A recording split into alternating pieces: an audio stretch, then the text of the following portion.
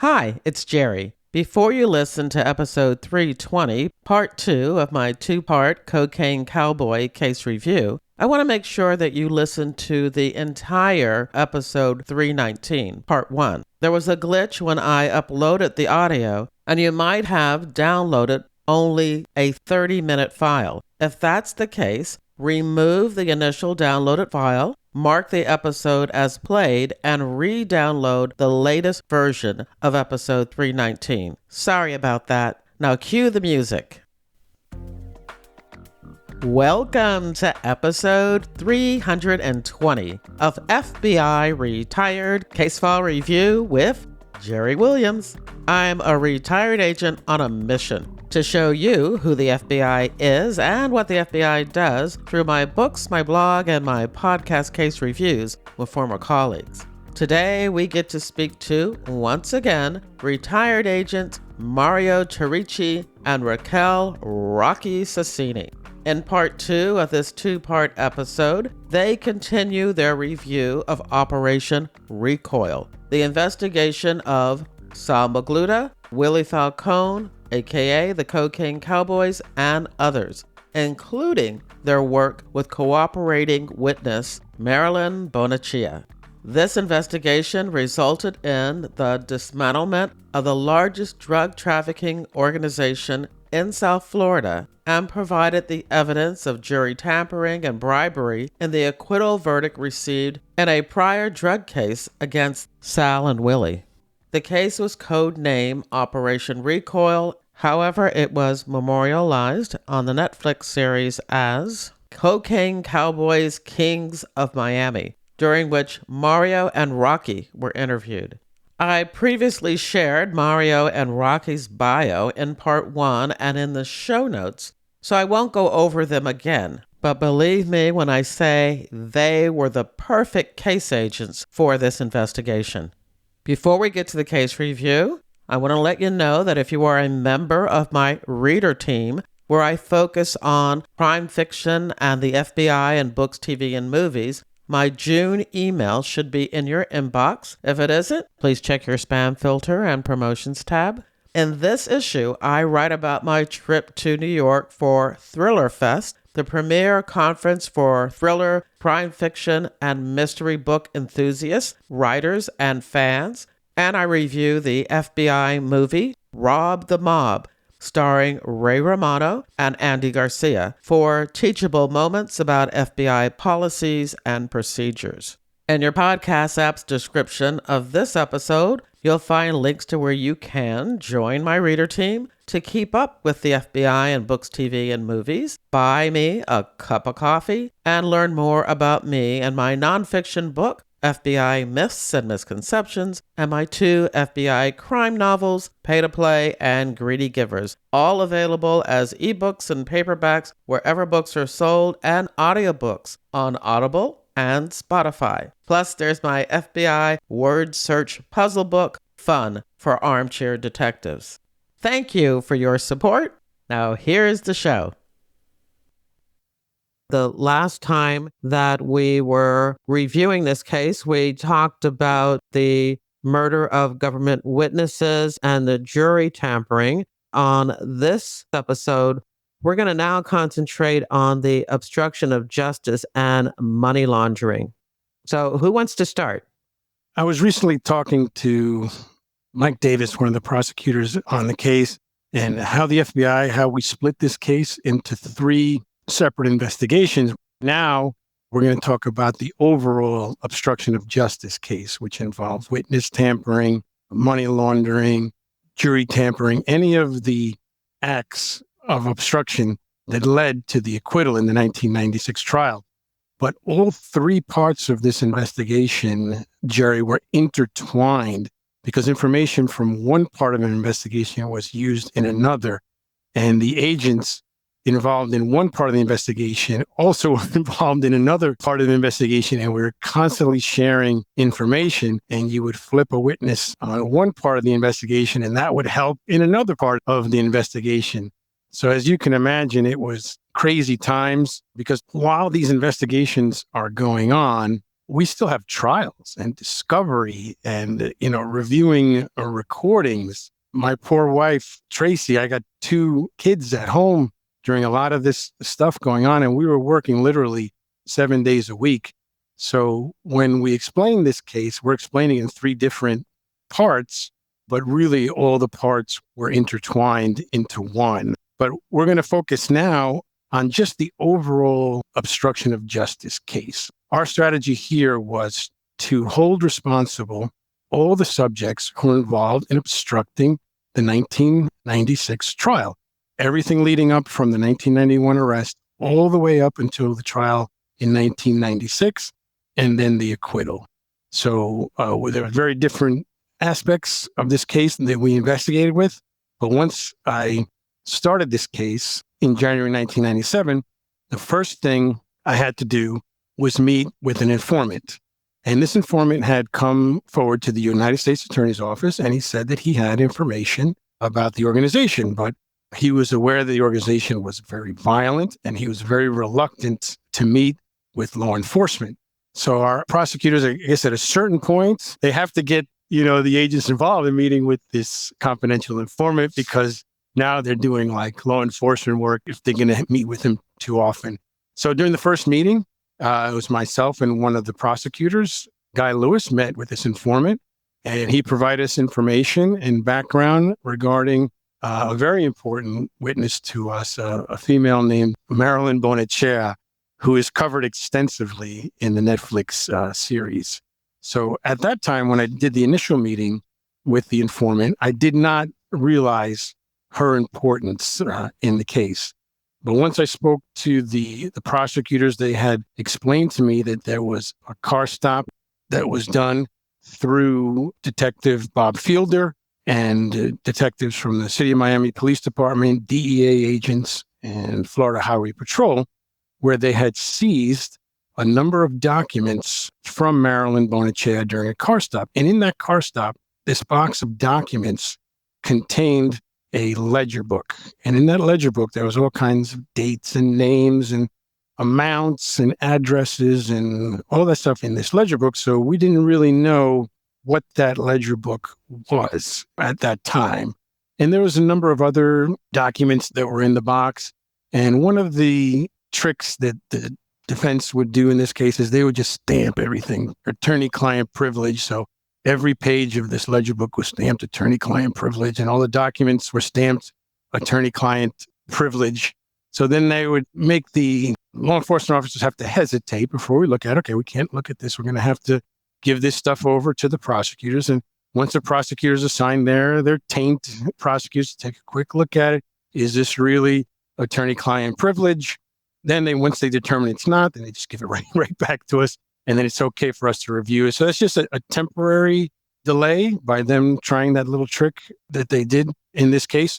But they knew what it was and how important and what vital information were in those ledgers. Of course. And the FBI, we were not involved in this initial car stop of Marilyn Bonachea, which turns out to be probably one of the most important parts of the investigation, because this ledger book eventually leads to the downfall of Salvador Magluta. But at this point, all we know is that there's this ledger book, and this is Marilyn Bonachea. We talked to some other witnesses. Who's Marilyn Bonachea? Who's this Marilyn Bonachea? And we come to know that she was a former girlfriend of Salvador Magluta. They grew up together. She worked in Salvador Magluta's parents' bakery. They were very, very close. We knew that she had done some paralegal work for them during the trial, but at that time, we had no idea that she was one of the individuals who was distributing thousands and thousands of dollars of cash into the millions of dollars. And Rocky, if I'm not mistaken, I think it was over $7 million, I think, of money distributed in that. $7 million in that book. Yeah. Yeah, in that ledger book. So we said to the informant, all right, listen, we need you to start making some recordings. She's staying at a condo on Miami Beach. So we need you to start making some recordings. And at this time, I got Mike Anderson out to all hours of the night. Poor Mike Anderson's a new agent. He's a lawyer, accountant. He's not used to these long hours. that we're working, but we're surveilling this condo. We're getting good recordings. She's making all kinds of incriminating statements on these tapes. So we're thinking everything is going good. Here's our strategy. We're going to start building a case on her, and then we can maybe flip her on the organization. So right in the middle of when we're doing these recordings, the informant calls us and he tells us, hey, listen, because this ledger book was seized, Magluta has reached out to Marilyn and has instructed her that she needs to leave. She needs to flee, and he's going to take her. We thought initially it was New York City. They're going to take her to New York City so she can hide out there and then await instructions from the organization. So we quickly had to scramble because we were not ready to bring a case against her. We needed a lot more time. We had not even subpoenaed her bank accounts yet. So we needed to scramble a little bit. We said, we can't lose her because once she gets to New York City and we lose her, they're going to hide her out and then we're never going to find her. So we have to make sure that we don't lose her. So we decide to have the informant volunteer to her. Hey, I'm going to rent a Winnebago. And in this Winnebago, it'll be perfect for you because we can put your dogs in there and all that. And we can take this to New York City. Once we get it to New York City, then I'll just drop you off at a hotel and this should work fine. So this part of the investigation was our famous surveillance of the Winnebago. So we had the Winnebago wired up for sound and all that. And because we were scrambling, so quickly to surveil, as you know, Jerry, surveillances are tricky to begin with. But when it's just regular agents from squads, and we're not professional surveillance agents, it's very difficult to stay with a vehicle, especially on a cross-country trip. So to make it as easy as possible for us, that's why we came up with the idea to have the Winnebago, because we could always stay with the Winnebago. And luckily, we did pick a Winnebago because we did lose it several times along the way. And then we're able to find it later on. Did you have an airplane too? No, we did not have air cover. I'll speak later about the fantastic surveillance and air cover that we got in New York City once we got there and the professional surveillance agents took it over. But this was just regular squad agents doing the surveillance. And luckily for us, and we, of course, were in touch along the way with the informer, like, is she looking? Because this is the same cars from state to state, And he said, no, don't worry about it. She's not even looking in the rear view mirrors. So he goes, I can see you guys, I've noticed you. He goes, but she's not noticing that this is under surveillance. So I know Rocky was on this surveillance. Oh, gosh. Who was your partner, Rocky, on this one? I forget who you're. Diana. Oh, you were with Diana. Yeah, the same with the undercover. Yeah, and Diana was also with Rocky on the undercover dirty dancing part of the case. But this was an exhausting cross-country trip because Marilyn had the worst sleep pattern. And we wanted to just keep going. And we'd have to, once they pulled in to sleep at the hotel, we had to pull in and, we're up and ready and she's up all night. So she's sleeping during the day and we can't be sleeping during the day because we're watching the Winnebago. We're trying to, what have you. It was exhausting. How long did it take? Like 3 days. Yeah. Yeah, it started in Miami. 3 days to go from Miami to New York? Yeah, because they made several stops along the way. I've heard of 3 days from, Miami to California, but it took about 3 days, 2.5, 3 days, but they stopped a lot. And then she slept a lot. Yes. That was the problem. We couldn't leave the hotel because she was sleeping. Yeah. So, and one funny story, and I don't like to make light of anything in this case because it's such a serious case, but along the way, there were some funny stories. During this surveillance, I had mentioned to you, Jerry, that, we had been making recordings, every night. We hadn't been sleeping. And then boom, we're on a surveillance, cross-country, surveillance. So I was partnered up with Mike Anderson and we're following the Winnebago. And Mike Anderson, while he's driving, just fell dead asleep and the car veered almost off the highway. And I nudged him, woke him up, and he turned the car back onto the highway. And I said, Mike, you got to wake up. Are you awake? He's like, I'm awake now. We didn't even have closed toiletries, like nothing for an extended stay. Like we thought this was going to be a quick thing. They'd go to New York City and get there. But we should have known, like in all these cases in those days, nothing goes as planned. We end up getting to Elizabeth, New Jersey. Finally, the car goes into New Jersey. And Rocky, I don't know if you remember, I think it was like raining and snowing. I think it was like bad weather. We finally get to this hotel in New Jersey. And then Marilyn gets contacted and says, well, stay at that hotel. And the organization is going to send somebody to meet you at the hotel. So then the Winnebago can pull off, the informant pulls away, and she's at the hotel. And now we're just sitting and waiting at the hotel. And I think Marilyn mentioned in the Netflix series that she kind of suspected, like, how come there was all these people at this rinky-dink hotel in Elizabeth, New Jersey? So she was a little bit suspicious, but she didn't figure it out. That all of a sudden, this hotel in the middle of nowhere had a lot of people, staying at the hotel. And let's just say it wasn't a 5-star hotel. No, it's not a 5-star. Not a 5-star hotel. So that was why she was suspicious, because it's like normal looking people are like staying at this little rinky-dink hotel, Try to assimilate into the environment, but it was difficult. And you know how grumpy agents get, even on the road for 3 days, and they like, do you still need us? Can we go home? Can we take off? So we let most of the team go. And I ended up having to stay because I had the connection with the informant, and a couple of the other agents stayed. And at that time, my wife was pregnant. We had just moved to South Florida in Weston, and she was due any day with the baby. So I said, well, don't worry about it. This is only going to be a couple of days. I'll be right back. And she says to me, well, what do I do if I start to go into labor? So I called my supervisor, Mike Clement, and said, listen, I got a big concern here. My wife is pregnant. She's due any day now. I'm not sure I should really be on this surveillance. He said, well, you have the connection with the informant and all that. This is really important. We can't mess this up.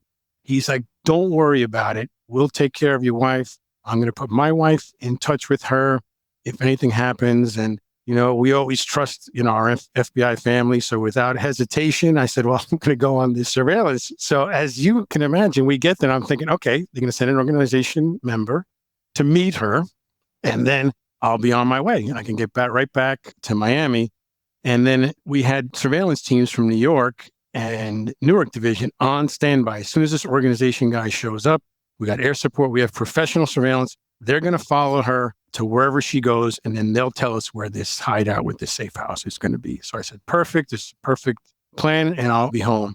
And then 2 or 3 days go by and delay. I think like 5-6 days go by, and I'm really starting to get antsy. It's been like 6 days. I'm like, are they going to eventually send this guy, or is this all a wild goose chase? So sure enough, after about, I think it was like a week, they finally send this individual to meet with her, pack up her stuff. And this individual ends up being an individual named Antonio Garcia, a.k.a. Culito, which Rocky explained in the Netflix series. Culito means little ass. So there was all kinds of crazy nicknames in this case. I won't bore you with all the different nicknames, but he was a little ass man, and Antonio Garcia.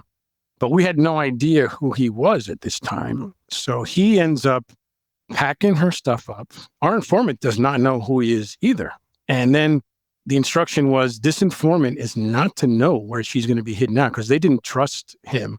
They just knew a friend of hers helped transport her to Miami.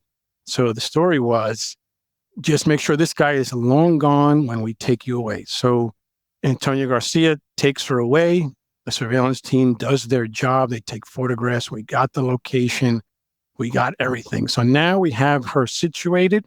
We know exactly where she is. The only downside is they did an outstanding job, and their focus was to find this hideout in New Jersey. Because they're focusing on that, they end up, after Antonio Garcia drops her off, they end up losing him in the surveillance. So unfortunately, we lose him. So we don't know who he is, and we don't know what his role is, anything like that. So that's one unfortunate. We lose him, but later on, we'll get him later on in the case. So finally, I can go back to Miami, and I'm speeding back to Miami, and I get a call from, and I always tell this story, I get a call from my supervisor, Mike Clemens. He says, I got good news for you, and I got some bad news. I go, well, tell me the good news first. He goes, good news is your wife is in the hospital. She's doing fine. The baby's on the way. My wife is with her. And mind you, my wife had never met Mike's wife, Patty, at the time. So a lot of pressure on her. And you're new to the area, so she doesn't have any friends or relatives. Is that correct? Correct. Wow. So we're new to the area. So a lot is on Mike's wife, Patty. And so Mike says, well, the bad news is it looks like the baby, is coming soon, And I said, well, this is terrible. I'm all upset. I said, I'm in South Carolina. So he says, oh, get to Charleston as quickly as you can. And the FBI will arrange flights to get you here as quickly as possible. So I end up driving over to Charleston and I just drop the car there. I get on a flight. Other agents take my car back. I arrive at the executive airport in Fort Lauderdale. And along the way, I had called a good friend of mine, Polly Paul, an agent there, famous agent from Miami. I said, Polly, you got to get to the hospital. Tracy's having her baby. And I want her to have a familiar face there because we had been friends. She had visited us a lot in Key West. So Tracy didn't know her. So Polly showed up and guided her through the labor and all that. And so she's there. She's like, I'm on it, Mario, I'm here. And we had Patty Clemens there. And my plane arrives and I got agents waiting for me. We go with sirens. We get to the hospital and I arrive at the hospital and I just missed the birth of my son by probably about an hour, like an hour or two. And this wouldn't happen to be your first child, would it? That was my first child. Oh, my. That was my first child. So that was a unique story in this surveillance. So there's obviously very memorable, surveillance. And it was also a very unique time because the extraordinary support of a supervisor can make or break a squad. And Mike Clemens would go to the end of the earth for his squad. If we needed something, the support was just there. And, those are the days that I think Mario and I miss, with the type of supervisor that he was. He was just extraordinary. He was amazing to work for. Yeah. And like I said earlier, Jerry, just, kudos to all the FBI management, after Mike, all our executive management, Gary Favita, who was our other field supervisor. I mean, we just had tremendous support from the U.S. Attorney's Office. I mean, all along the way, I don't know that a lot of case agents still get that kind of support anymore. So we were really lucky and blessed in this case to have great support from everybody in the case. And we had to do some aggressive things in this case. A lot of stuff wasn't by the book. So the agents had to feel that, we had support from management in the case.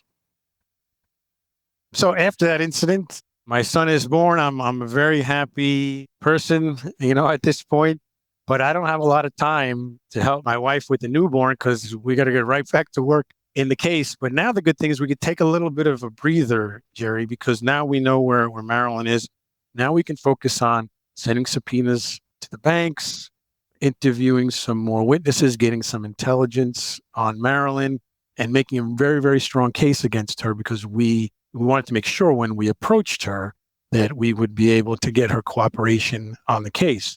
So along the way, remember I had told you we had lost Kito during the initial surveillance, and he's one of these organization members. There's a real pain in the neck because it's difficult to figure out his real name because his license plates were in fake names. Any properties that come back to him were in names of like shell corporations. He drives different cars. We would get one phone number for him and try and track it, and then he would switch phones. So he was a very difficult guy to track. But we knew an important part of the investigation was to identify this guy and arrest him because we knew the organization trusted him. And I mean, he was the one who was in charge of bringing Marilyn money, making sure she was okay, that she was safe. And Marilyn did not get along with him because at the time we had wiretaps on Marilyn's phone. And, we're listening to some of the conversations and she did not like this guy, which would help us later on. So finally, I decide, Jerry, enough with this. Out of frustration, we cannot find this guy. We cannot get him. I'm just going to go to New Jersey and I am going to be determined to find this guy. So I worked a lot with the agents there from our squads there in Newark and New York City with their surveillance teams, with their tracking teams, tracking cell phones. And then the U.S. Marshal Service was extremely helpful. I had mentioned earlier the deputy U.S. Marshal who arrested Salvador Magluta when he had jumped on. was Deputy U.S. Marshal Sam Smemo. Who I know because he was in Philadelphia with me and he's actually been on the podcast. So, Oh, fantastic. Well, Yeah. I'll have to listen to Sam's podcast. yeah, I'll look it up and let you know what the episode number was. Absolutely. Well, Sam was helping with the tracking marshals. So finally, Jerry, one night we track him and we got him. And he can't escape. Once we got him, I go, we got to get him. We have to stop that car. Do not let that car get away from us this time, or we're going to have a hard time finding him again. So we end up doing a car stop. We pull him over. We bring him back to the FBI office in Newark, and we just lay out the case and lay out that we know he's involved in money laundering. He's involved in obstructing, a federal investigation. And we laid out to him his options of what he can do. And we're trying to solicit his cooperation. And by now we had arrested him. We got his prints. So we know who he is. He's got a criminal record, all that. So he looks at me and he says, Agent Tariche, this is not my first time I've been involved with the FBI. He goes, I'm happy to cooperate with you guys. I understand the situation I'm in. He goes, but I need you to call a senior agent in the Newark division, an agent called Bob DeBellis, who people know, probably know him well from over the years in Newark. And I'll cooperate if you guys bring Bob into the office. And not that I don't trust you. So you want to be careful not to insult us, but not that I don't trust you, but I think I would be more comfortable if Bob comes in to the office. So Bob was one of these old school agents. You could call him in the middle of the night. I think it was 4 a.m. I called him. I said, hey, Bob, I got this guy, Tony Garcia. We wanted him to cooperate in the case. We have him under arrest. This is the situation. We want him to cooperate. He's like, stand by, kid. Stand by, kid. I'll be there in a few minutes. So, we wake him up in the middle of the night. He comes over to the Newark FBI office. And sure enough, after a 5-minute conversation with him, now we have a very important cooperating witness in the case, Antonio Garcia.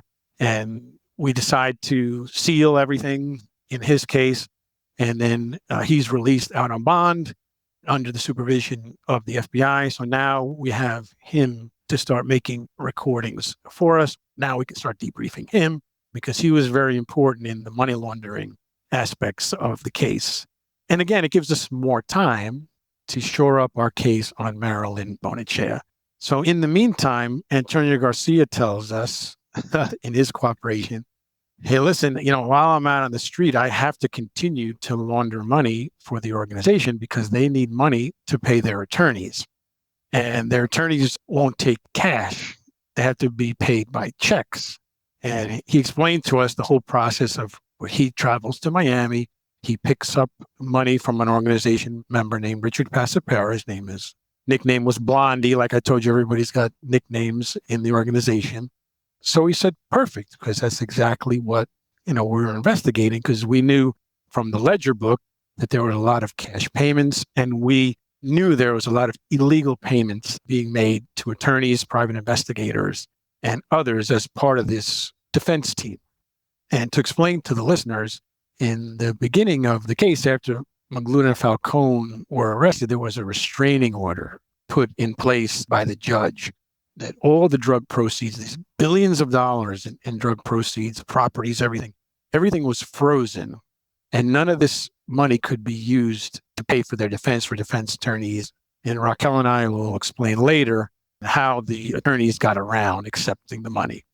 So Antonio Garcia tells us, well, I got to keep doing what I'm doing, and I got to do these meetings. So, let's record first a couple of meetings so we know who this Richard Passapera is. Blondie is the DEA, obviously knew who he was. He had been on their radar screen for many years. So our first step was to record some meetings with Richard Passapera. And then he tells him, well, listen, I got to give you $1.2 million. You got to take it to your contact in New York City.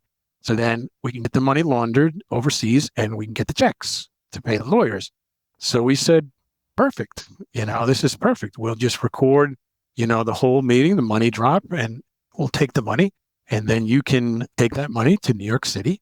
And then we'll find out who your person is in New York City who's laundering the money. So as any FBI case, as you know, people get very nervous and jittery. There's a lot of cash, $1.2 million, especially back then. So we had to make sure to get the money, do the money drop, film everything, and then meet with Garcia, and then get the money. So now how are we going to get this box of money? And I was going to ask you, what was it, 1.2? 1.2 million in cash, yes. What does $1.2 million in cash look like?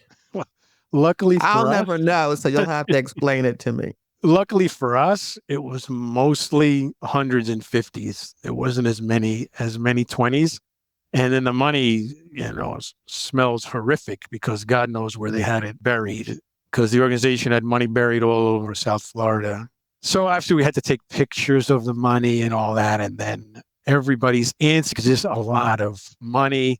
And even agents, we get nervous transporting. You never want to be accused or anything. We always have to have 4 or 5 agents with the money at the whole time. Nobody wants to ever be accused of somebody took some part of the money or anything, that we violated some FBI protocol or something in moving the money and how we did it. So we photographed the money, accounted for all the money, and just sealed the box and decided we're just going to take the FBI plane from Miami. We're going to take that money to New York City. And then we were going to continue with the money laundering operation. And we said to Tony Garcia, well, who's the guy that launders this money for you? Like, who's the guy in New York City? And like other parts of this case, like nobody knows real names. Like he doesn't know his real name. He just knows like some nickname. And he said he's a Jewish guy from New York City. And another guy that launders money for me vouched for the guy. And he said he could handle millions of dollars to launder, and he charges a less of a fee than other money launderers. So he's the perfect guy to deal with. So we're intrigued. We have no idea who this guy is. And FBI management is very nervous. We're going to do a $1.2 million drop in the middle of New York City. So this was going to be they usually meet in Washington Heights at different locations in Washington Heights outside of Manhattan, where there's less of a law enforcement presence. So I remember the first meeting, we have an incredible amount of agents. And again, I have to give kudos always to this New York surveillance teams are just absolutely fantastic. Again, we're tasking them with, listen, when this guy gets the money from our informant, you can't get burned, but you have to stay with this guy. Of course, case agents always say can't get burned. They're like, yeah, easy for you to say. Well, like, you can't get burned, and you got to stay with him, and we got to see where he takes this money and identify who this guy is. So they do the initial money drop. They meet it at an Argentinian restaurant in Washington Heights. It's crazy, crazy location. And FBI, at the last minute, we're not sure what's going on with this money exchange. It could be dangerous. Should we have SWAT? All kinds of nervousness, by FBI manager, because it's a lot of money that you're passing. But sure enough, the informant shows up. They have lunch. He gives the money to this individual who's a Hasidic Jewish man, which we were surprised when he came in. He ends up later on, we find out he actually was a rabbi.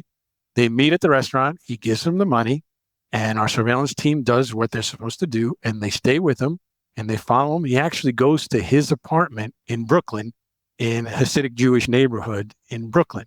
So now we have an idea where he lives. We're not sure exactly which apartment. So now we have surveillance on him, 24 hours until we can figure out who he is. And then we get another break, and the surveillance team follows him to a dime savings bank. And that dime savings bank becomes very important later in the case because he had a safety deposit box there, obviously not in his name. We would have never known that safety deposit box was there. And so the listeners can understand how difficult it is on these surveillances, especially in New York City, is because there's traffic. You're trying to stay with a car, and you have subjects who are stopping at places you don't know where they're stopping, and you got to get out and see what they're doing. So New York would always have multiple cars and multiple people in the car. So one could jump out and follow while the others were driving. And they just did an incredible job. And we were able to identify who he was. And again, now we can take a breath. We know who this guy is. There probably won't be another money drop for a while. Let's let him take this money and launder it. And what he was doing was taking the money to Israel, transporting the money to Israel, opening accounts in Israel under the name of Leonard Friedman was the account holder. And then once the Leonard Friedman accounts were open in Israel, then those checkbooks would then come back to Miami. They could provide the checkbooks to organization members, and then they could write checks to the attorneys. And the attorneys felt comfortable taking these checks because they didn't want cash. And each check paid to the attorneys was accompanied with a letter from the famous Leonard Friedman, the fictitious character. And Leonard Friedman would write a nice letter. Thank you for your representation. My good friend, Salvador Magluta, thank you for your excellent representation. Please take these funds and put them towards attorney's fees. So in that way, the attorneys felt covered because they weren't violating restraining order. But as we know, that was just a tricky way to go around the restraining order. And the defense attorneys had no further obligation to figure out who this Friedman guy is. Well, I have to be careful, Jerry, when I opine on things True. to do with defense counsel. I would imagine that you could do some due diligence, to see if this is a real person. Leonard Friedman, who's this Leonard Friedman person? There were other checks that they're receiving from a businessman in Mexico. So it wouldn't be that difficult to try and verify if this is a legitimate business in Mexico or if this address is a real address in Mexico. They could do some more due diligence, but I think they wanted to just take the word of their client. And they claim to say, which is probably true, we don't have the international resources that the FBI has, because we can go out and obviously we can check on this Leonard Friedman in Israel. We can send a lead to our legal attaché office in Tel Aviv, Mexico. We can send a lead to our legal attaché in Mexico City. Hey, check these addresses, who this person is. So they claim they don't have those kind of resources, which may be somewhat true. But I think they were more than happy to accept the checks and the word of their client that the money was not coming from their drug proceeds. But that later on becomes part of the money laundering investigation. But at this point of the investigation, again, we can take a little bit of a break and catch up. We're constantly having to catch up. And in the FBI, well, the administrative work that we have to do in these cases is just very difficult. So we just need a breather, just processing the recordings and catching up on our reports and everything, all the administrative duties, along with the trials, and then along with, the investigative techniques going on at the time. So it's kind of crazy, but luckily we had a whole team of investigators. Yeah, I was going to ask you if you had somebody set aside as the administrative agent just to kind of pull all of these documents together, because now you're having documents coming in from Newark and New York that you also need to make sure that you can put in the case file. Yes, we not only had a team of agents assigned to the case, we had task force officers who were helping out on the case. And then we also did a rotation of new agents who were coming on to the case, because a lot of times, from a search warrant, you see boxes of documents. We don't have time to go through all of these documents. So I thought that was a good experience for new agents to get involved in a big high-profile case like this. And you brief them a little bit about the case, and they were helping to review documents. And again, this case took many, many years. So you really needed support from executive management to provide the prosecutors and to provide the agents with the resources we needed for this case. But luckily, our SAC, Hector Pesquera, and other executive management really supported this case, and they knew we weren't going to get immediate results. This was going to take a long time. But because of the magnitude of this case, the attack on the American justice system, they gave us whatever resources we needed. And Rocky probably remembers this. I think there was one part of the case when all this is going on, all different stuff going on, and my brain was going in every different direction. And we had to be very careful, Jerry, not to get sloppy, not to make mistakes, because we knew all these cases are going to trial. And defense counsel was formidable. I mean, the best defense attorneys in South Florida, and not just South Florida. They had one of the attorneys from Boston, New York City, all over the country. So we had to be very, very careful not to make mistakes, make sure everything was done by the book. We knew every piece of evidence we seized was going to be challenged. All the recordings were going to be reviewed.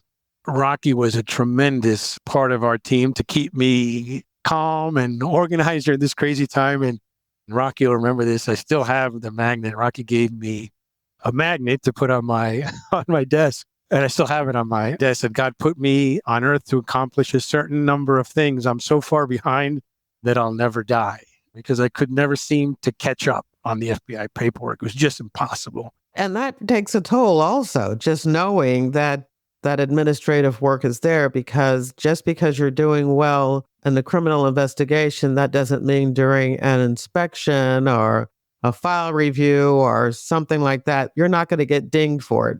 Yeah, especially with the informants, how that can be like very trying to keep them straight and narrow in that paperwork with that required reporting and all that. It was, and we're dealing with thugs and people part of the criminal element and of the organization. They're not like upstanding citizens here that we're working with. We have hitmen that are sources and trying to make sure, this source doesn't get into trouble. We have Orlando. We had to keep a short leash on him. Right? I mean, it was a lot. It was a lot. And then, all the paperwork, it was just a lot for Mario. He handled it well, though. He handled it very well. He was very well organized, and we had a really great team. And this team were privy to a lot of information, and nothing got leaked. It was a very tight-knit team of investigative professionals. They knew that any little slip up, we didn't discuss this case out in a restaurant. We didn't just sit around a table and openly discuss. We didn't. We kept it in-house. It was very close-knit, and everybody was professional. And as the case got bigger, and when Mario gets involved more into the search warrants of Valverde and what have you, we had agents everyone wanted to be a part of this investigation. They just couldn't believe how big this criminal enterprise was and how many years we had been working this case. So it was all a team effort from the entire Miami division, Miami-Dade Police Department, Marshal's office. To be part of that, it was just amazing to just see how it all came together.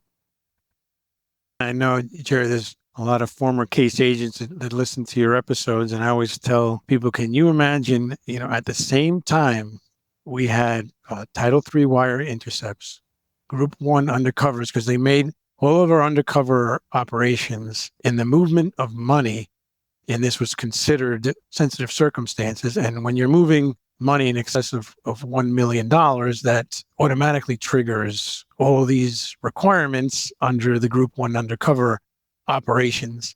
So we had the Group 1 undercover operations, the wiretaps, and then we had informants making consensual recordings in Miami and in New York City. All this happening at the same time.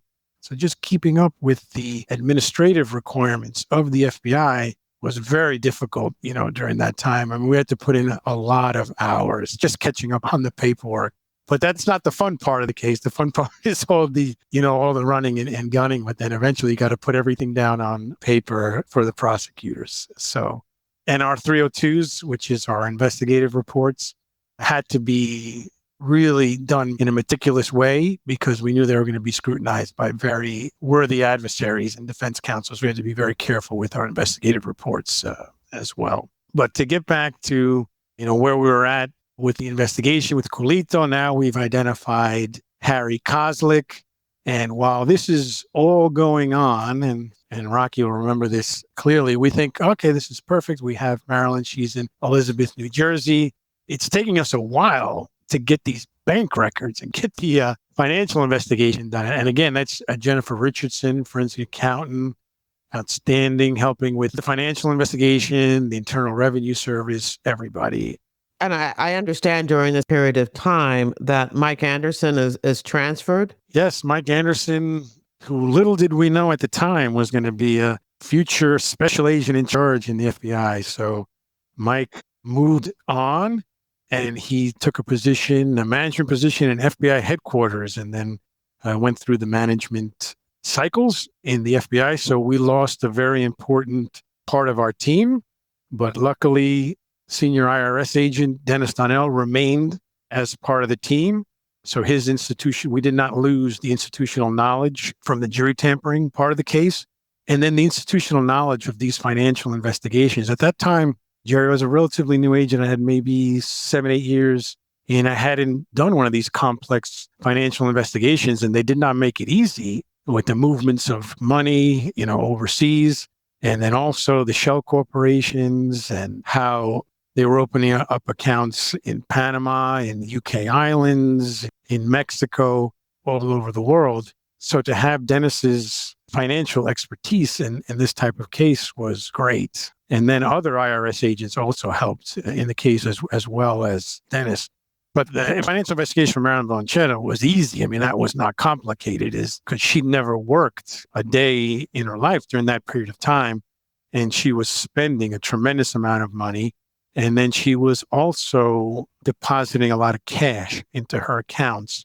And what she didn't realize is when you keep depositing cash like 7,000, 9,000, 8,000, she's thinking because she's keeping it under the reporting requirement of $10,000, the bank sees all these cash deposits and they start not to make sense anyway. So then they report, that unusual activity anyway. Just because you keep it under $10,000 doesn't mean the bank doesn't find your transactions suspicious. So from the best of my recollection, I think she made close to $1 million in cash deposits over like a 3-year period of time. We had the ledger book. She had made purchases of different items on her credit cards, all different kinds of things that was unexplained. Well, she would never be able to explain any of this. So we really had a strong case on her on money laundering. Also the different ways that she obstructed the investigation, doing fake paralegal work, paying off witnesses, delivering cash, all that kind of stuff. So she was going to be charged with all that, but we wanted to make sure it was rock solid in case she didn't cooperate.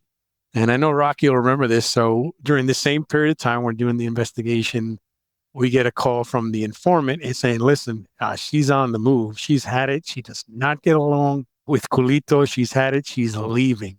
And we had no idea where she was going to go. So she ends up renting a car with the informant and they drive upstate New York. And we lose touch with them, for a period of time because it's not like he can just tell us where they are. He can't make it suspicious. So he's got to stay a few days. So I want to say we lost touch for like 3 or 4 days. I had no idea where they were. So finally we got a call from the informant. And back then we used pay telephones. I know a lot of the younger people, they don't remember the use of payphones, where we used beepers and payphones. And that's how the organization members would communicate. So we got a call from the informant and he says, well, we're in upstate New York, but he doesn't even know the address. He goes, I don't even know that. I'm in this cabin in the mountains. I have no idea where this is. Well, I'm like, well, you got to get an address. We got to figure out where this is. So I immediately get the Albany FBI involved in the case to help us out. They do their surveillance. They take pictures of the cabin. Now she's hiding out in the mountains. We know where it is. So again, we can relax. Okay, we know where she is. We still have time to do with our investigations. I wanted to clarify that at this time, she's done all of this on her own. Sal doesn't even know where she is. Is that correct? That's correct. So Sal doesn't know where she is because she still had a fear of the meetings, which we'll get to later. While she's hiding out, she's getting money from Colombian couriers.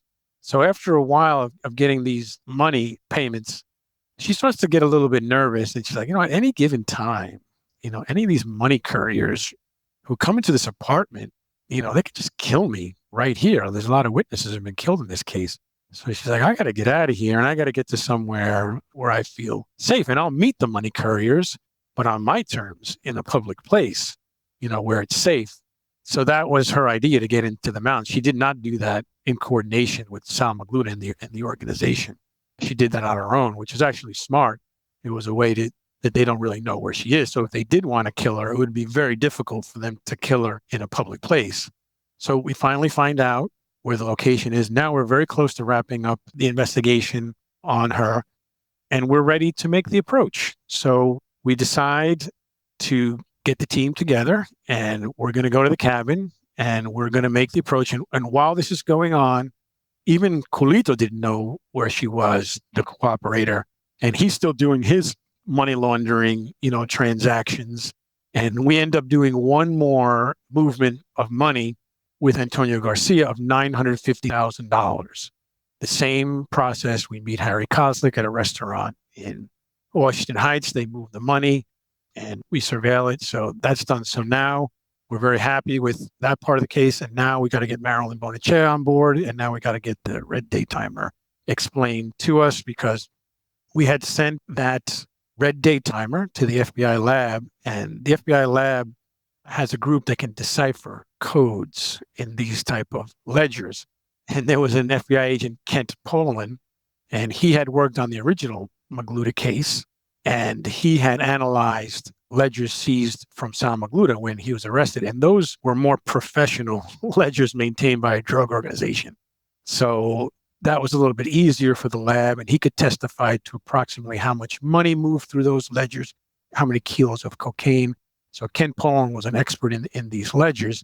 And we sent his unit Marilyn's ledger, and they studied them. I don't think it was Kent who analyzed them, but they looked at these ledgers and they just really could not figure out the code. It was a series of check marks, a series of nicknames, a series of numbers, as accounts, and it didn't seem to have any type of pattern to it. Nothing that an expert could say, well, this was $7 million or this was $5 million. So it was important for us to meet with her and get these ledgers analyzed and have her explain them to us. So, and this is covered in the Netflix series. We get to Albany, we get with the arrest team, and we do our arrest plan. So listen, we're not anticipating any resistance, from her. According to the informant, she was tired. She'd been hiding out for a long time. And he even told us she probably will welcome your team, arriving on the scene and arresting her. But we had also had intelligence. There's a lot of dog lovers there in your audience. I myself have had dogs my whole life. So I knew her dogs were very important to her, but they were very protective of her. And I think one of them was a husky, big dog, So we had a little bit of a problem with these dogs, because if we're going to execute the arrest, what are we going to do with these dogs? And there was some chatter amongst arrest team members that, hey, listen, the dogs are outside, because they were out in the yard. And they were like, let's just take care of the dogs. I'm sorry, it's the safest way to do it. And I said, absolutely not. I said, absolutely not. We're not going to kill these dogs. I go, these dogs are very important to her, and she's a very important witness to us. So let's do this. Let's try and just talk her out, and we'll have her lock up the dogs. And that way we can interview her and all that. And she's not armed. She doesn't have any guns or anything like that. But let's give her that opportunity, which in this day and age, Jerry, it would be difficult to give somebody that type of opportunity, because nowadays you don't know. For all we know, she could have had a AK-47 in her apartment. We're giving her an opportunity to come out. And we didn't have SWAT there with us. This was just a regular group of agents. So luckily, we gave her the opportunity, to come out. She locked up the dogs, and we were ready to go in there. We did our presentation. I had all the evidence against her, and she literally stopped me halfway through the presentation. And she said, whatever you need, Agent Tariche, I'm willing to cooperate with you in this investigation. So I knew I didn't need to go any further, showing her bank account, showing her all the evidence we had against her. She was going to cooperate in the investigation. Of course, we did her Miranda warning, all that. You have your right to an attorney to facilitate this cooperation if that makes the process easier for you. And of course, she said, no, Agent Tariche, I'm not interested in an attorney. I just want to do the right thing. And of course, she was very tired. She'd been hiding out a long time. And we started to transport her then to the Albany FBI office. But before we left, she had a bottle of pills in like a brown bottle. And I suspect that they were Xanax or Rocky. What are the other? I forget the other medications she was taking. She was on Clonopine, Depakote, Xanax, marijuana. She got to a point where she would self-medicate her symptoms. So she was on a lot of medication. Yes. So I said, the best I can do for you, Marilyn, is we have a nurse at the Albany division of the FBI. We'll have a nurse examine you. And if there's any type of medication we can give you, then the nurse will prescribe it. But I just can't let you take these pills. I don't see any prescription of these bottles. I don't really know what these pills are. Not really sure what it is. And she was very adamant. She said, well, it's not going to be good if you don't let me have my pills. So I was thinking, well, we're going to get it to the office pretty quickly. But she was in Lake George, so it was not a quick trip back to the Albany office. So sure enough, I was in the back seat with her. We had an Albany agent driving the car, and we're getting her back to the Albany FBI office. And I noticed that she turns like pale white. And I said, oh my God, she's not looking good. And she started to go into withdrawals and started to throw up a little bit. So we pulled over to the side of the road. I told the agent, we got to first of all, let's get the handcuffs off her. Get the handcuffs, off of her. So get the handcuffs off. And then she starts throwing up and shaking. And I'm like, this is not a good situation. And I said to the agent, where's the closest, because we're in like the middle of nowhere, upstate New York. Where's the closest emergency room? We got to get her to the emergency room. So we find out where the nearest emergency room, we get her to the emergency room. You can imagine the poor people in this emergency room. We got FBI agents. We have this witness who's in full withdrawal, and we're telling them there can be no paperwork, on this. You guys can't fill out any paperwork. And finally get this administration official from the hospital. And thank God he was a former police officer. He said, "What's this all about?" And I had to explain to him what it was all about. I said, "Listen, I have an undercover credit card. Whatever expenses are, we need to treat her, make sure she's okay." And I had the pills. I said, "These are the pills that she was taking." I don't know. I have no idea what she was taking. Because can you imagine now, after all this time, FBI agents, we lose the witness pursuant to the arrest. You're in a really tricky situation. Yeah, so we were very concerned. But number one, we're human beings too, Jerry. I was concerned for her health. I said, God forbid that we lose her, because she's not taking these medication, or we prevented her from taking the medication. 1,000 things going through my mind. So we end up getting her in there, and immediately they diagnose what she was taking. They give her some other medication to counteract the symptoms and the withdrawal she was going through. And then thank God she's fine. She was fine when the doctor came out and talked to us and gave me a little bit of an education, like stick to what what you're doing. And, as an FBI agent, he goes, you can't just take somebody cold turkey off drugs like that and not expect, a very severe reaction. I said, no, obviously I know that now. I didn't know that. I don't know, though, if you really had a choice. It was difficult. Yeah, it was. Allowing her to take what was most likely illegal drugs. I mean, she may have been using them to self-medicate, but we don't know if they were actually prescribed. And so giving her and allowing her to use these drugs could have also been bad for you. Yeah, we didn't know how much she had taken during the day. We didn't know any of that. We didn't know if she was going to overdose herself because she's at the end of her rope. She was in a very fragile state. She was very in a fragile state of mind. So we were worried about that as well. And then, we're not authorized to let somebody take these non-prescription drugs. So Mario has to get headquarters involved and say, hey, this is what I got. It was just like, we need authorization. We need to get her medical, there's just all that extra level of paperwork that you have to do and reporting to the Bureau. We just couldn't fly by the seat of our pants and just say, okay, let's just give her a few here. We would lose our jobs. So it was a touch and go, but we got her through it. And eventually we made her arrive in Florida safely. Yeah. And following the incident in the hospital, and Rocky was with me, we got her into a rehab center because we realized she's not going to be of any value as a witness to us. I don't even want to start showing her, the ledger books until her mind is clear. So we checked her into a rehab center, and I want to say, I don't know how long she was in that rehab center. I'd guess say 30 to 45 days in the rehab center. And then she came out. We stayed in the city near the rehab center there to make sure, everything was okay. And when she checked out of there, then we got her back to South Florida. And then we had a witness that we could start to do the debriefings, at that point. And who knew she was back in South Florida? So nobody knew. Nobody knew she was back in South Florida. Yeah, she was in a affluent neighborhood in a state house with round-the-clock agents in the home with her. And eventually, as she got cleaned up, then started the next portion of the investigation, deciphering that ledger with her. And was that part of your strategy to treat her much differently than what Sal did and putting her in the Fleabag Motel and you giving her a more upscale safe house to hide out in? It was more that, Mario kept his word. Everything that the mom had said about Mario was true, that he really did care about her well-being. She knew that the longer she stayed out and without the help, the higher the chances that, the fear of her being the next government witness, afraid that things were going to leak out, information was going to get back to Sal and she would get killed. That was why she wanted us to protect her. She was afraid. She really was afraid that they would get to her. So we had to make sure that she was protected 24/7. So that brought in a new crew of agents to help out on the home, 2 agents every day, 24/7.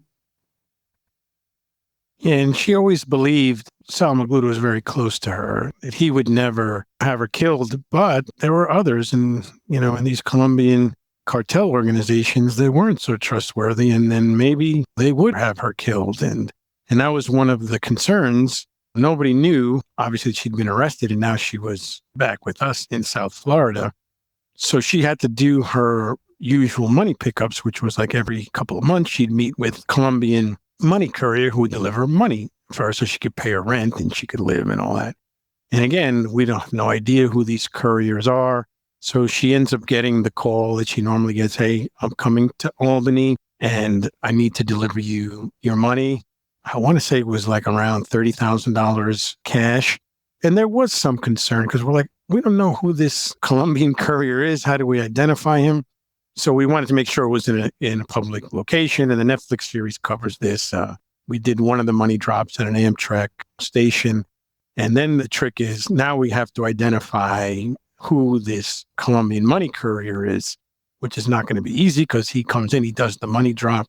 So I said, what we'll do is once he arrives on the Amtrak train, myself and another agent, Renee McDermott, who's another future SAC. We had a few future SACs work on this case. Renee and I jump on the Amtrak train and follow him back to New York City, this Colombian money courier. So along the way, we call over, again, New York Professional Surveillance Group, and we give them impossible tasks like, hey, we got this money courier. We're coming in at the Amtrak station, the Penn Station. You guys need to help us. We got to follow him. We got to identify who he is.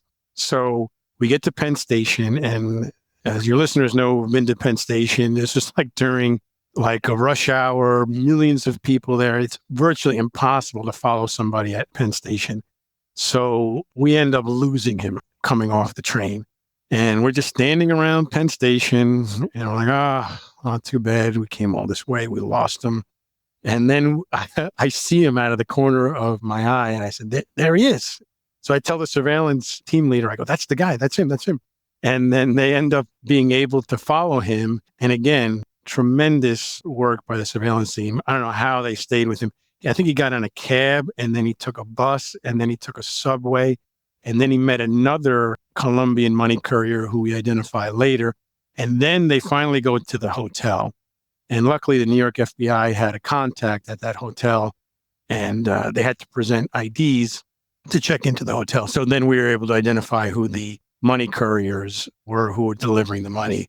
But again, identifying these people like Kito, the money courier, was not an easy task. So we continue with the debriefings of Marilyn. We continue with money drops. And then Marilyn ends up making some consensual recordings for us against some organization members, but they weren't really producing the type of evidence that we needed. And during this time, we had wrapped up a lot of the part of the case that was involving the witness tampering, the bribes to jurors, everything, the homicides, everything was coming together. So the U.S. Attorney's Office decided, okay, now it's time to move to the overt part of the investigation. No more covert investigative techniques, none of that. We're going to go overt. It's time to bring the indictment, the big obstruction of justice indictment. It's time to execute search warrants. And I know Rocky remembers this time well. What an operation this was to plan, Jerry, because we had to execute search warrants. I want to say at least 10 or 11 different locations in Miami. I think it was 4 locations in Jacksonville. We had 13 subjects who were indicted. I think 11 arrest warrants were going to be executed that day. And because of the violence in this case, we had to have a heavy SWAT presence at all these arrests. And then also to make sure all the locations were safe before we send in agents to execute search warrants. So this was like a tremendous operation to plan.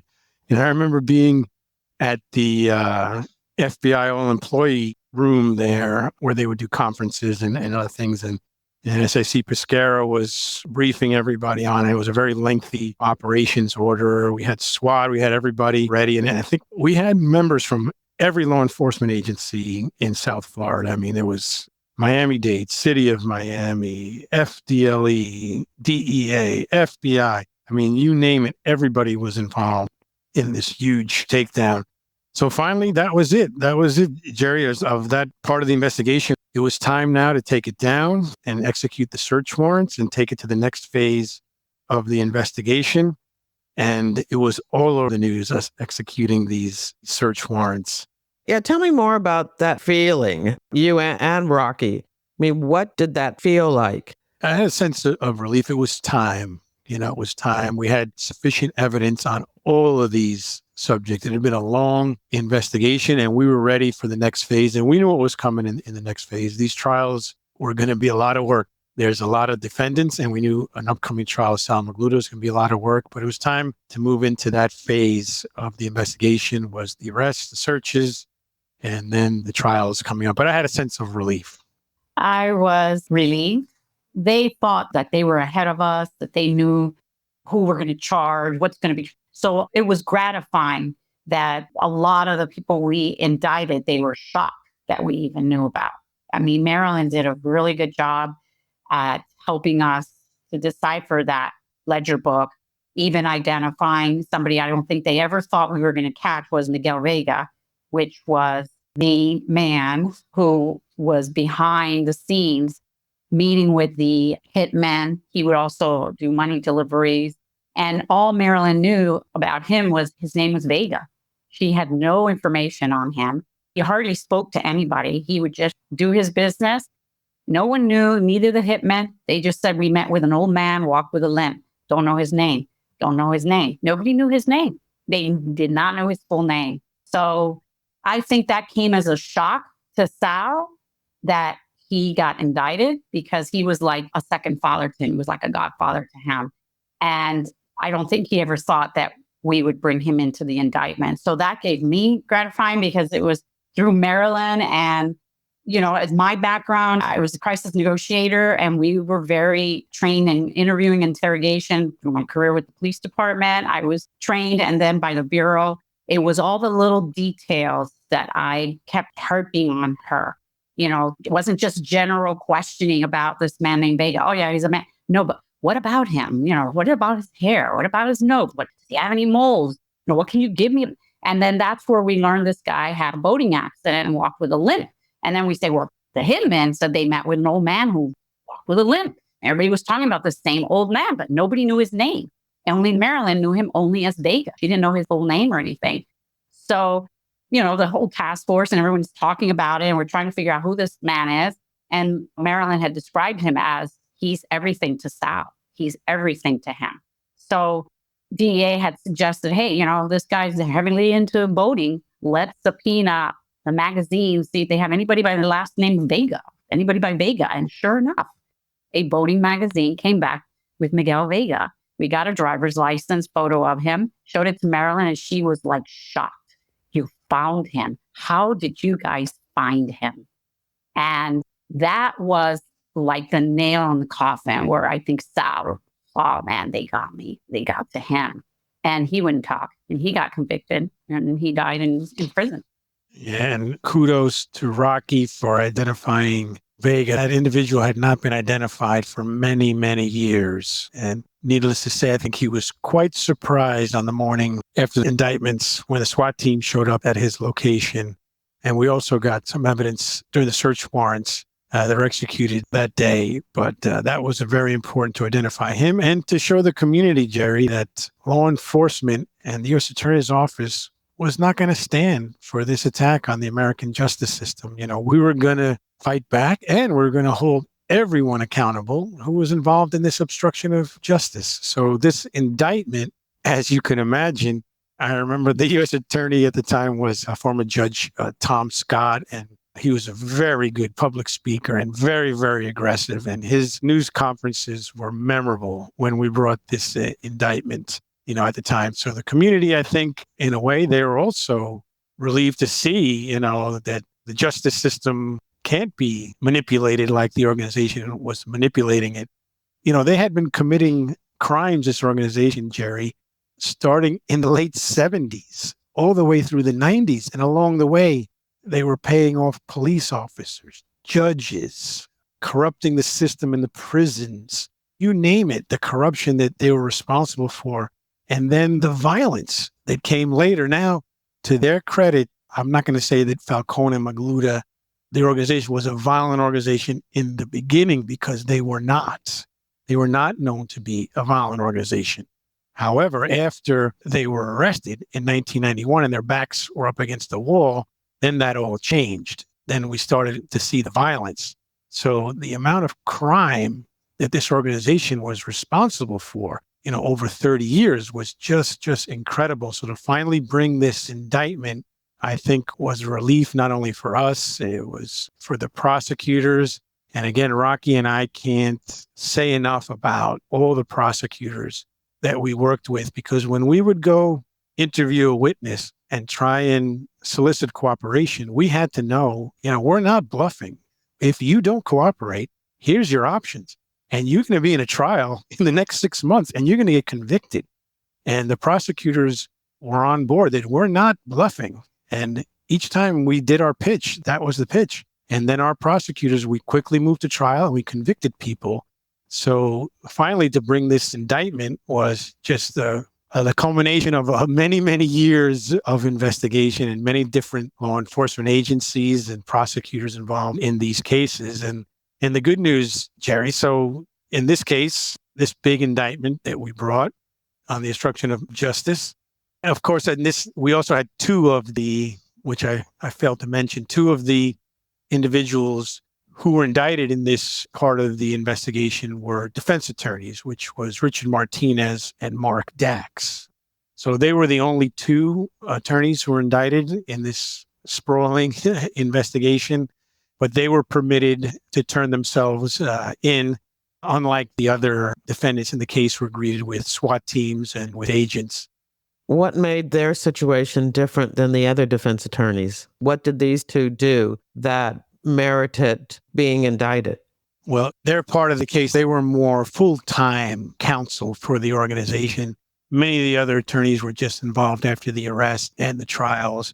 And the allegations against them were accepting drug money proceeds, money laundering, and participating in obstructing the case by attempting to convince witnesses not to provide testimony or trying to elicit false testimony from witnesses.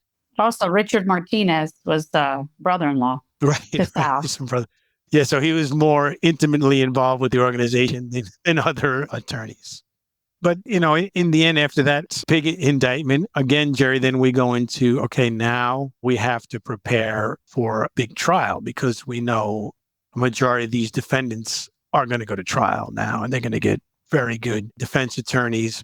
So now we're preparing for this big trial. And the good news is during that trial, our prosecutors were Pat Sullivan, Mike Davis, and Alan Kaiser, which all three of them were top-notch prosecutors from the U.S. Attorney's Office with a lot of experience in these type of major trials. So if I was a defendant, I would not want to face Pat Sullivan and these prosecutors during a trial. And they did a fantastic job. The jury came back with guilty verdicts on all the subjects involved in the case. And that, again, was now the tide is turning, right, in favor of the government. It took a long time. We have the Moya case, which has been prosecuted. We know there's other jurors. We've won the trial on the murders of government witnesses. Now we've won the obstruction of justice trial. And now we have to prepare for the big trial, obviously the trial of Salvador Magluta. Rocky, did you want to add anything else on that phase? Or That was the final episode of this case. Yeah, so that phase of the investigation now is completed. We've had this significant trial of subjects involved in the obstruction of justice. Now it's time to focus on preparing for a trial for Sal Magluta and Willy Falcon. So in the beginning, we thought that they would be tried together in the case. However, since Sal Magluta was charged in the murders of government witnesses and Willy Falcon was not, then we needed to sever the two of them in the case because it would be prejudicial. I'm not an attorney, but I believe it would have been prejudicial against Willy Falcon to bring this evidence of homicides and everything in his trial where he was not charged with that. So he severed out of the case. And now we're getting ready for the Sal Magluta case. By this time, Jerry, we'd been through probably 5 or 6 trials by this time. And everybody was a little bit tired. The investigators were tired. The witnesses certainly were tired. but it was time to, round everybody up for one more big trial. At the last minute, the defense attorneys for Sal Magluta tried to bring a plea to the U.S. Attorney's Office saying that he would plead to 30 years to avoid a trial. And in the beginning, and Rocky could probably give her opinion on this as well, because we were so tired, I thought, 30 years is probably a fair sentence for him. He'd have been in jail for a long time for the crimes, that he'd committed.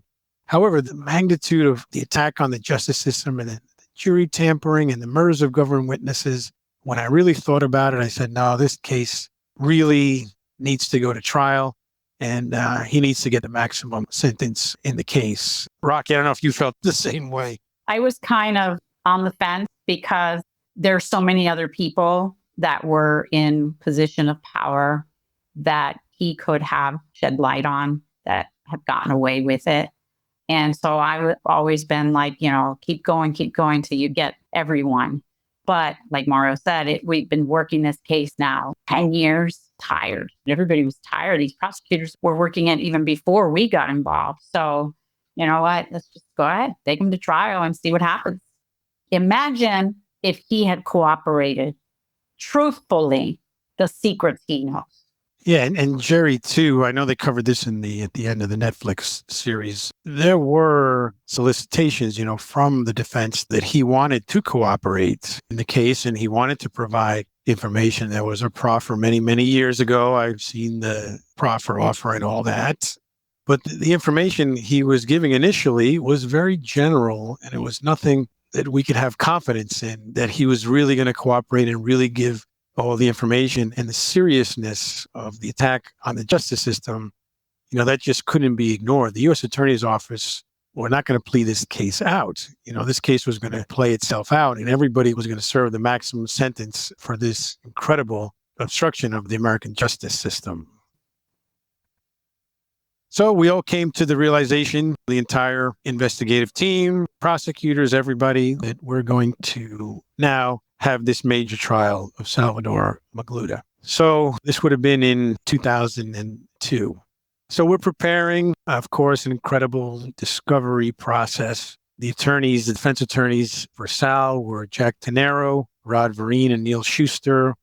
Jack Tenero is probably one of the best defense attorneys I've ever seen in trial. We knew he was going to absolutely destroy our cooperators on the stand. That was to be expected. So like in every FBI case and FBI trial, we had to gather as much evidence as we could to corroborate the testimony of our cooperators, because we knew what they were going to go through, the cross-examination they were going through with Jack Tenero and Rod Vereen and the other defense counsel representing Magluta.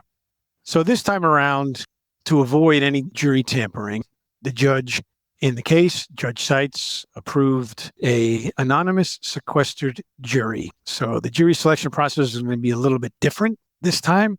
Both sides were able to ask their standard questions in the voir dire process, but we didn't know the names of the jurors. So it's going to be very difficult for the organization to figure out the identity of the jurors and to be able to try and obstruct the case like they had done in the past. And also a decision was made and approved by the judge that the jury would be sequestered for the entirety of the trial, which to your listeners who don't understand what that means is the jurors, unfortunately, were going to be sequestered. So every day after the trial, they'd be escorted by the U.S. Marshal Service to a hotel where they'd be staying at a hotel for the entirety of the trial. And we knew this was going to be a lengthy trial. It was going to be at least several months. And Judge Seitz decided that since the jury was going to be sequestered, that we were going to do trial on Saturdays as well. So we're going to do trial from Monday through Saturday, and it gives both sides Sunday to prepare for the week. So as you can imagine, for a major trial, we were working nights, weekends. It was a very long trial with some of the same witnesses we'd seen in some of the other trials. Overall, I think many of the witnesses did a very good job for us. Marilyn testified for over 2 weeks. And I think Jack Tenero actually was probably frustrated at the end of his questioning because she did so well in her testimony with everything.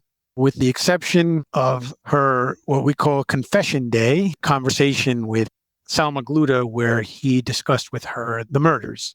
So that's impossible, Jerry, for us as investigators to corroborate that conversation. We can corroborate it as best we can with details that she provided us regarding the conversation. But this isn't the case like when the John Gotti case, where the FBI was lucky enough to have a hidden microphone in the social club where they could actually record him ordering murders. We didn't have that type of evidence. So we had to go with a lot of different circumstantial evidence, different witnesses to try and prove up that part of the case. So after several months, very lengthy trial, the sequestered jury comes back and the verdict is mixed for the government, Jerry. Initially, Magluta is only found guilty on 12 of the 39 counts. So there was a little bit of confusion on our side. We had to digest like which counts was he convicted on, which counts was he acquitted on. And, we're not attorneys, so it's difficult for us to figure out, well, if he was convicted on these counts, what are the sentencing guidelines carry for these counts? So there was a time of confusion. And I think there was a lot of disappointment on the government team, the prosecutors, and the agents. Of course, we always want, Jerry, a conviction on all counts because we feel, very strongly about our case that the jury should find him guilty on all the counts. But in this case, we had 12 of the 39 counts. From watching the Netflix series, I remember them saying that he was acquitted of all of the murder counts. That's correct. Because they didn't believe the testimony from Marilyn. They thought that she had gotten most of the information she provided about the murders from the newspaper. Well, Jared, that is accurate. He was acquitted on all the murder counts of the indictment.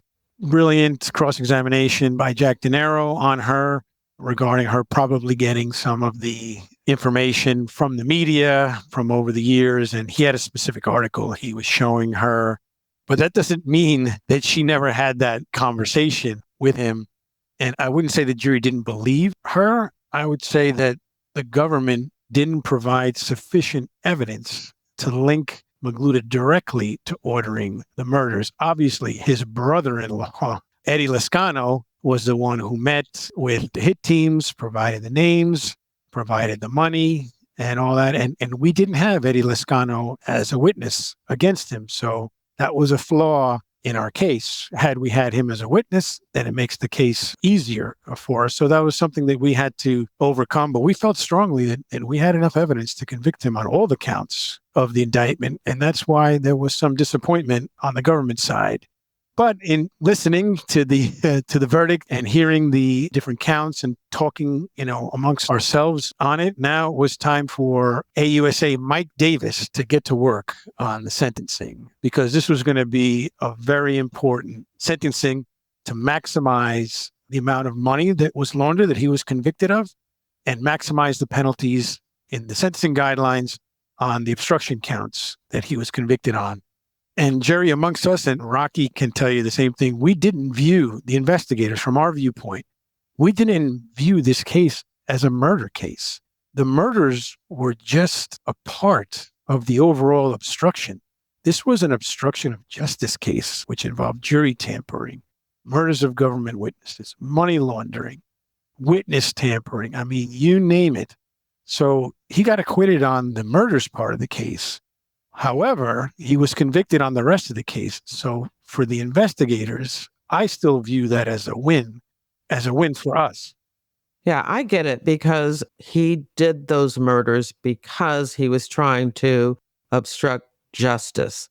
Correct. So in the end, I think it was 4 or 5 months later, we had the sentencing hearings. And as usual, Mike Davis just did a tremendous job. And again, I know I keep emphasizing it, Jerry, but to be able to work with Pat Sullivan and Mike Davis, for all those years was really a blessing. They are the epitome of lifelong prosecutors who prosecute cases, who are patriots, who do it for the right reasons.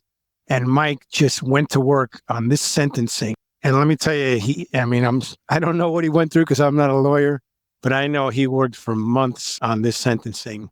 So in the end, as everybody knows, Magluta was sentenced to 205 years, according to the federal sentencing guidelines. So the investigative team and the prosecutors and the government were very satisfied with that sentence. Essentially, that was a life sentence. And we thought it was an appropriate sentence for the crimes that had been committed over a 30-year period of time. We thought that that was a fair sentence for the crimes. Excellent. Absolutely excellent. And Rocky, I don't want to dominate. Please, if you want to. No, you're fine. There's a part in the Netflix series where I believe it's Rubino kept calling prosecutors sore losers and that they just couldn't handle losing.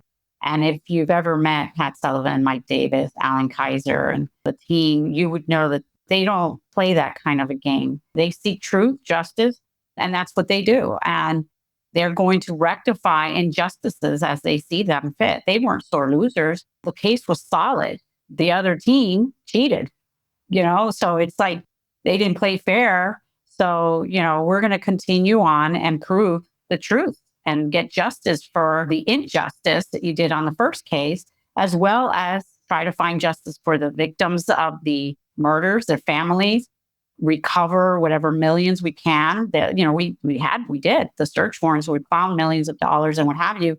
So to call them sore losers to me was extremely disrespectful because he knows the caliber of these prosecutors and they were not sore losers. The amount of work done on this case by the investigative team and the task force from all these different agencies, the investigative team and the prosecutors were extremely dedicated and did a great job. And in the end, with the conviction and the 205-year sentence, I believe strongly that justice was served. And I know the Netflix special covers that Salvador Magluta was subsequently, after the sentencing, sent to Florence, the maximum security prison in Colorado. The FBI has no part in the decisions of where defendants are sent after their sentence. I believe he was sent to Florence pursuant to illegal activity that he had conducted in the jail system. Many times in the past, he had been caught doing illegal activity in the jail system. So unfortunately, I don't wish ill will upon people. Unfortunately, he ended up in Florence. I know that recently, I don't know if it was several years ago, he was released out of Florence and is currently in Allenwood. So he's going to be serving the rest of his term in the federal penitentiary. Do we know where Falcon is? Yeah, as soon as he saw Magluta get convicted, he said, I'm not going to go to trial. And he ended up pleading out to 20 years. Then he had a $1 million fine he had to pay. So he had to turn over $1 million in cash to the FBI, and the money smelled horrific. But he was smart. He didn't want to go to trial. So Rocky, you tell that final part about Willy. Yeah, he served his time and he got deported. He's living somewhere, probably in the Dominican Republic is what most people believe is where he's at. But actually, throughout the whole interviewing of Marilyn and what have you, she would always emphasize that Sal was the brains. Sal was the brains. Willy, he wasn't the brains. And, actually it turned out that Willy was the brains because he took the plea and he's out and Sal's doing life now. So he has the last. Yeah, and Jerry, just to mention, after Willy Falcon finished serving his sentence, after his guilty plea, he was released into INS custody. And originally, the U.S. was going to try and deport him back to Cuba, but he fought that. And eventually, he was deported to the Dominican Republic. And eventually, the Dominican Republic didn't want him. And then he ended up leaving the Dominican Republic. And we don't want to speak about his whereabouts. We have a very good idea of where he is now, but we hope he keeps a low profile now that he's been released and he's enjoying his time out of jail. Well, this has been a fascinating case review, and I think we've been able to share some behind the scenes things that happened that were not on the Netflix documentary. Who wants to go first in answering my standard question of when and why you joined the FBI? Go ahead, Rocky. Okay, so I was a police officer. I joined the police department, local police department in 1983. I climbed up to the rank of homicide detective. I was actually handling the murder of an FBI informant. When the informant was killed and met with them, put the case together for them, gave all the information we had. We kind of worked it a little bit together. And one of the agents said, hey, have you ever considered coming to the FBI? Because we could definitely use someone with your skill sets and your experience. And that kind of put the bug in me. I'm like, I don't know. He goes, oh, you need a 4-year degree. I'm like, well, I'm not quite there. So you know what? I said, I'm not planning on being a supervisor. I never wanted to be a supervisor. I love getting my hands dirty. I couldn't be a paper pusher. I've always been that type of person, just wanted to be investigating cases. So I'm like, well, I've reached the top here at homicide. So I don't know what else I could do here. So let me give it a shot. I put myself back into college for 1.5 years full time while I worked as a homicide detective full time. And I ended up having to pay for it, obviously, because I had stopped going to college to become a police officer. I come from a family of law enforcement. My father was with Miami-Dade Police Department. My brother was with Hialeah. My other brother was with Miami-Dade. So when we put that task force together, I knew all those detectives from my law enforcement career, and they knew my daddy. So it's like one big family. It was like, oh, hi, Rocky. We've known each other for years. So I took the test, I passed, and the rest is history. I had 24 years in law enforcement, became a mom. Our second child was born with special needs.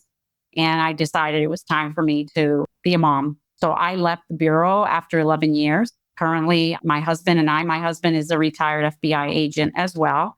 And together we founded a group called the 1811 Group. It's a Miami-based security consulting firm. And we specialize in the risk management for high net worth individuals and families and corporations. So that's what I'm doing now. I will put a link to your website in the show notes for this episode. And Mario, when and why did you join the FBI? I have to give 100% credit for me joining the FBI to my brother, Reynaldo. He was a very respected case agent in the LA division and New York divisions of the FBI. And the story with me joining the FBI is I graduated from Columbia and I was working on Wall Street, very happy. I'd never had any thoughts of any type of law enforcement career. And my brother was the opposite. And my brother, Ray, was always wanted to be an FBI agent. He would watch the old FBI shows with Ephraim Zimbalist Jr. And he always had in his mind he was going to be an FBI agent. So to his credit, he really pursued everything he could do to become an FBI agent. And luckily, Jerry, I don't know if you recall this, in the late 80s, early 90s, the FBI had a hiring initiative of Hispanic agents. There was a tremendous shortage of agents who could speak Spanish. So my brother ended up applying to the FBI through that program where they would waive the 3-year work experience and you had to pass a series of language tests. And if you could score a 3 or better, then you could apply for the special agent position. So my brother ended up, as soon as he turned 23, because he always wanted to be an FBI agent, he applied for the FBI and he got in by the time he was 24. And as you can imagine, our family was shocked. We said, this is crazy, Ray's an FBI special agent. What a tremendous career. Both my parents were born in Cuba, so they were so proud of him. And I tell you, Jerry, that group of agents that came into the FBI during that period of time, those group of Hispanic agents were all stars, absolute patriots, and the families were so patriotic. So once I saw my brother get accepted as a special agent, I went to his graduation. And then once he got settled in, his first office was out in LA at the Seal Beach RA. So at this time I was working on Wall Street and I went out to visit him. And that was the visit I always say, that changed my life. I got to meet all the agents that worked with him. They all went to a local pub. My brother was in the Long Beach RA there, and my FBI colleagues know, and Rocky knows how I enjoy drinking beers with my law enforcement colleagues. We went to the pub, and each agent was talking about different cases they were working on. One agent was working on a public corruption case. Another one was working on a gang case. Another one had a white-collar case. And these agents were from different backgrounds. Some were from the military. I think one of them was a former police officer, all that. So I was absolutely fascinated by their stories and the diversity of the backgrounds of these individuals and the significance of the work they were working on. So immediately the day I got back from that trip, I applied for the FBI. And similar to my brother, because the FBI had that hiring initiative at that time, then I also was accepted very quickly into the FBI. My brother and I both started when we were 24 years old. So I have to give him, all the credit for recruiting me into the FBI. I had a 30-year career as an FBI agent. I've traveled the world. I've worked on incredible cases The experiences have just been out of this world. But the most important thing, Jerry, is the people that I've worked with over the years, my FBI colleagues, local police detectives, law enforcement officers I worked with overseas, I worked with in Iraq, in Afghanistan, all over the world. They're just lifelong friends, and that's the best part of our job. And all the cases that I worked and all the friends I've made, I think I left a very good legacy in the FBI. And luckily, Jerry, after I retired, I had an opportunity to work for a contracting agency, Madison Associates, and I'm extremely lucky to be employed by Madison. Madison hires retired law enforcement officers or financial investigators or people with background in financial investigations, and we work as contractors. And the contract that I work on now is with the money laundering asset recovery section of the Department of Justice. So I get to still work with outstanding, dedicated prosecutors from the Department of Justice. And I still get to work with my FBI colleagues because I'm embedded with an international corruption squad at the Miami FBI office. So every morning, Jerry, when I walk into the office and I look up at the giant American flag and the giant FBI flag, I'm very thankful and grateful that I'm still able to work on the FBI mission after all these years, because the FBI mission is a very big part of my life. I like to give my guests the last word. So, Rocky, why don't you go first? You can talk about this case, about your career, whatever you want to say. Well, I mean, this was my career case. I mean, I came into the Bureau and was thrown into this case, and I worked that, but I also worked other public corruption cases against police officers and things like that. So on top of that, that was not the only thing I was working. I was also working other corruption cases as well. So it just was an incredible opportunity for me, a privilege to be part of such an extraordinary criminal case.